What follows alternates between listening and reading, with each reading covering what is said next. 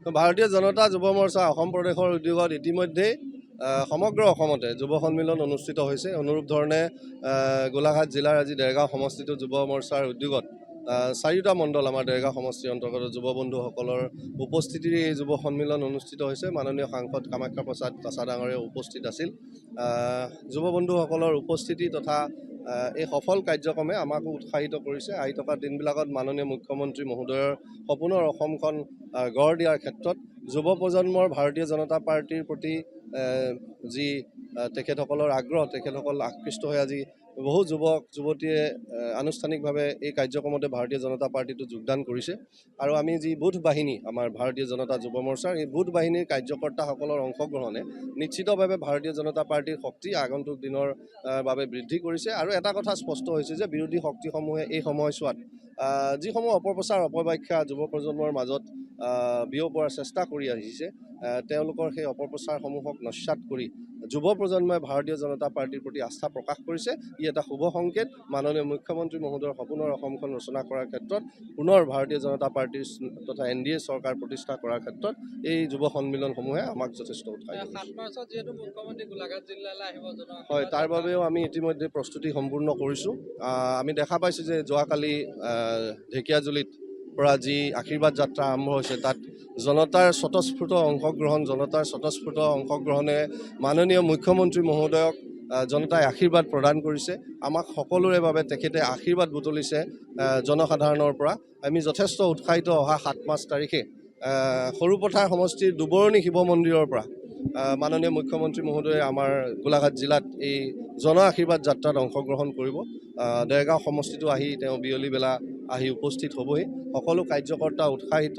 আমি সেইদিনা দেৰগাঁওবাসী ৰাইজে মাননীয় মুখ্যমন্ত্ৰী মহোদয়ক আশীৰ্বাদ দিয়াৰ লগতে আমি সমগ্ৰ দেৰগাঁওবাসীৰ পৰা ভাৰতীয় জনতা পাৰ্টিৰ তথা NDA চৰকাৰৰ প্ৰতিও আমি আশীৰ্বাদ বিচাৰিম। আমি নিশ্চিত যে দেৰগাঁওবাসীয়ে খুব আগ্ৰহেৰে সেই দিনটোৰ বাবে বাট চাইছে আৰু খুব সফল আৰু ৰাইজৰ আশীৰ্বাদেৰে সমৃদ্ধ এটা কাৰ্যসূচী আমি সেইদিনা দেখা পাম। আমাৰ আজিৰ দিনটো যি কাৰ্যসূচী হ'ল, আপোনালোকে মানে কাৰ্যসূচী আৰম্ভণিৰ পৰাই প্ৰত্যক্ষভাৱে দেখিছে যে অত্যন্ত এক উৎসাহমূলক আজি এটা পৰিৱেশ আমাৰ এই স্মৃতি পথাৰত অনুষ্ঠিত হ'ল। আজি ভাৰতীয় জনতা যুৱ মৰ্চা উদ্যোগত 104 নং দেৰগাঁও সমষ্টিত যি যুৱ সন্মিলন অনুষ্ঠিত হ'ল, এই যুৱ সন্মিলনত মই আপোনালোকে ক'বলৈ পাই অতিকৈ সুখী যে আমাৰ টাৰ্গেট আছিলে 1500 যুৱক যুৱতী, কিন্তু আমাৰ 1530 বছৰৰ তলৰ যুৱক যুৱতীয়ে আজি আমাৰ এই যুৱ সন্মিলন অনুষ্ঠিত কৰিছে। প্ৰায় 220 বছৰৰ পৰা 25 বছৰৰ ভিতৰত এগৰাকীটো 18 বছৰীয়া যুৱতীয়ে আজি ভাৰতীয় জনতা যুৱ মৰ্চাত ভাৰতীয় জনতা পাৰ্টীত যোগদান কৰিছে। এই গোটেই পৰিস্থিতি আৰু পৰিৱেশত মই এটাই কথা ক'ব বিচাৰোঁ যে যুৱ শক্তিয়ে স্পষ্ট কৰি দিছে যে 2026 চনত তেখেতসকলে বিপুল ভোটত ভাৰতীয় জনতা পাৰ্টী আকৌ এবাৰ মানে হিমন্ত বিশ্ব শৰ্মা ডাঙৰীয়াৰ নেতৃত্বত চৰকাৰ গঠন কৰাত আগ্ৰামী ভূমিকা তেখেতসকলে ল'ব। সেইটো ইতিমধ্যে আজি নিশ্চিত হৈছে। আৰু তাৰ পৰা আৰু এটা বাৰ্তা যায় যে দেৰগাঁও সমষ্টিত অহা 26 চনৰ যি আমাৰ বিধানসভা নিৰ্বাচন, এই নিৰ্বাচনত এগৰাকী ভাৰতীয় জনতা পাৰ্টীৰ প্ৰাৰ্থী তেখেতসকলে দেৰগাঁও সমষ্টিত বিচাৰিছে। আৰু এই বাৰ্তাসমূহ মিলাই এটা খুব শুভ লক্ষণ বুলি আজি ভাৰতীয় জনতা পাৰ্টীৰ বাবে মই ক'ব বিচাৰোঁ। চাওক, মুখ্যমন্ত্ৰী ডাঙৰীয়াই এটা কথা কৈছে যে যোৱাবাৰ নিৰ্বাচনৰ সময়তে তেখেতে এটা প্ৰতিশ্ৰুতি দিছিলে, আৰু যোৱাবাৰ নিৰ্বাচনৰ সময়ত আমি আমাৰ লগত চন্দ্ৰজ্যোতি ঠাকুৰ ডাঙৰীয়া আমি সকলোৱে মিলি তেখেতক এটা অনুৰোধ জনাইছিলোঁ। আমাৰ লগত বহু কাৰ্যকৰ্তা আছিলে দেৰগাঁও সমষ্টিৰ, বিশেষকৈ যুৱ শক্তি। আমি একেলগে গৈ এটা অনুৰোধ জনাইছিলোঁ যে এই সমষ্টিটো ভাৰতীয় জনতা পাৰ্টীৰ এগৰাকী প্ৰাৰ্থী হ'ব লাগে।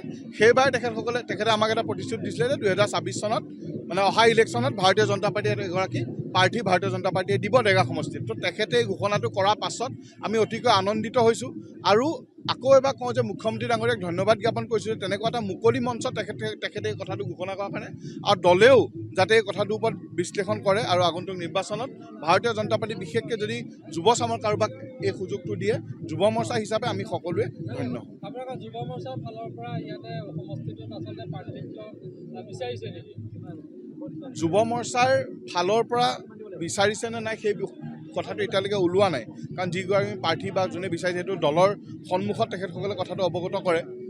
আমাৰ ফালৰ পৰা মই দলৰ নেতৃত্বৰ আগত, দলৰ শীৰ্ষ নেতৃত্ব লাগিলে ৰাজ্যিক সভাপতি হওক, সকলোৰে আগত নিজৰ ফালৰ পৰা এটা আবেদন কৰিছোঁ যে এই সমষ্টিটোৰ লগত মই নিজেই সৰু বয়সৰ পৰা এই সমষ্টিটোৰ লগত জড়িত, আৰু মোৰ গোটেই জীৱনটো মই কেৱল নিজকে এই সমষ্টিটোৰ যোগ্য কৰিবলৈ নিজকে প্ৰস্তুত কৰিছোঁ আৰু যদি দলে এটা সুযোগ দিয়ে মই এটা আবেদন কৰিছোঁ যে অহা ২৬ চনত যদি দলে এটা সুযোগ দিয়ে ভাৰতীয় জনতা পাৰ্টীক এই সমষ্টিটোত ডেৰগাঁও সমষ্টি প্ৰতিনিধিত্ব কৰিবলৈ কৰাৰ যদি এটা সুযোগ দিয়ে মই দলৰ ওচৰত চিৰকৃতজ্ঞ হ'ম। যিকোনো খবৰৰ বাবে যোগাযোগ কৰক আমাৰ এই নম্বৰত 9181 307 2221।